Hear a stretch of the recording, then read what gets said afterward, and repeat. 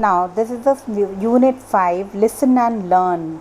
You need to listen and understand this poem. This is a poem, very good poem, and a lesson to learn.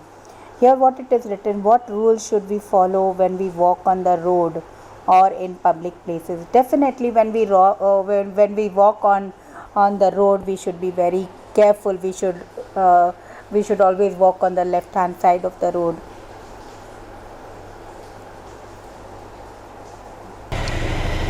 We should first see from this side, that side. We should all be very observant, and then we should cross the road. It is not necessary right hand. You should cross on the right hand side or left hand side. It depends on where you are standing. So you should always be careful. You should first look to the right, then left, and then you should cross very carefully. So one should do it. Why should we why should you think we have such rules? Why do we have such rules? To stay away from mishappenings, yes, or some accidents, yes. You have to be very safe. So let's read this wonderful story of Jony head in the air. Jony head in the air, that means his head is always up. Yes, he must be thinking, and he must be thinking and thinking too hard, and he must be very observant. He likes to see up in the air. So let's see, head in air. Have you noticed this a small dash over there in both the sentences? Let's understand this, what it is. Head in air, this is called hyphen. Head in air, there is a hyphen between head in air. Okay, so let's understand what do you mean by head in air. It's given in the back of the exercise. We'll understand that and then proceed.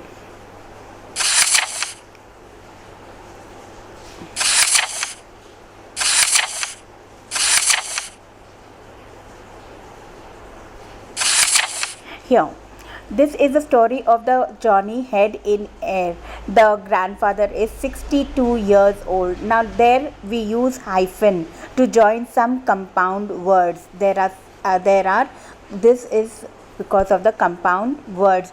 Here are some rules about when to use hyphens. Compound numbers. Now when there is a number, there need to be a hyphen there.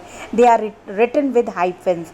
Then compound nouns with the stirring of words are kept together with hyphens, like sister-in-law, runner-up, great-grandmother. So here also, where stirring of words means a very important people, right? It's not stirring, it is string of words. String of words. Okay.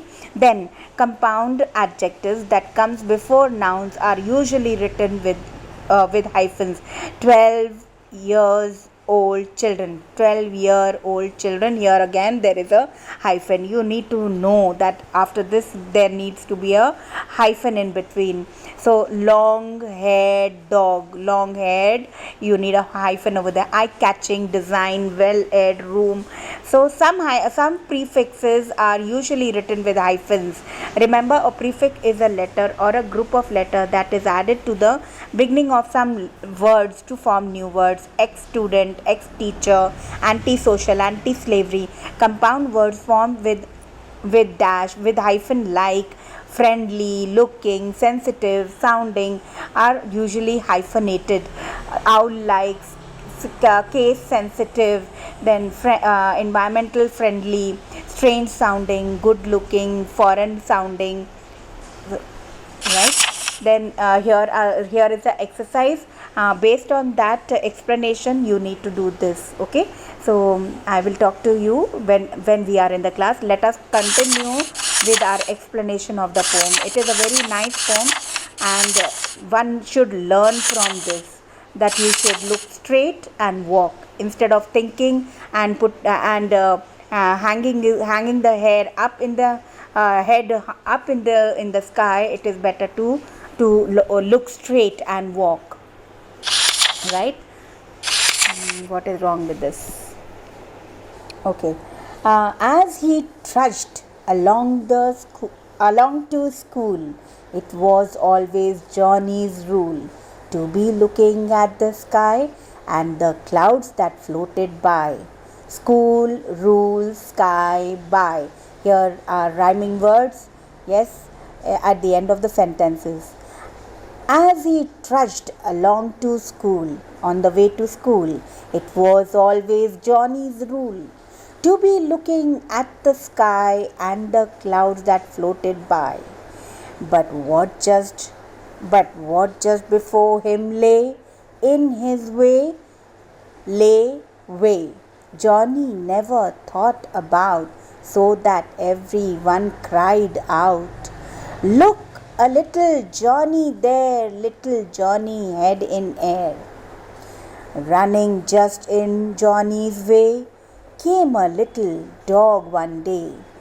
Johnny's eyes were still astray, up on high in the sky, and he never heard them cry, "Johnny, mind, the dog is nigh." Nigh means near. Bump, dump, down they fell with such a thump, dog and Johnny in a lump. They almost broke their bones, so hard they tumbled on the stones. Once, with head as high as ever, Johnny walked beside the river. Johnny watched the swallows trying, which was cleverest at flying. Oh, what fun! Johnny watched the bright round sun going in and coming out. This was all he thought about. First he bumped into a dog. Now again there is going to be a mishappening. Yes, now he is looking at the bird flying, a bright sun. Yes, he is fascinated by it. So he strode on, only think, to the river's very brink, where the bank was high and steep, and the water was very deep, and the fishes in a row stared to see him coming so. The fishes saw, the fish was watching him coming coming too close to them, stared to see him coming so. One step more, oh sad to tell, headlong in poor Johnny fell. He fell down with his head down, and the fishes in dismay wagged their tails and swam away. Poor fishes, they were watching him come, and they knew that he will fall, and they wagged their tails and swam away. Have you come across a dreamy person like Johnny? What are the two incidents that happened to Johnny? What are they? Write it, and I want the answers, right? Okay. The back exercise we will do it later on. I will send you notes also, and some of the question you need to answer them, right? Okay.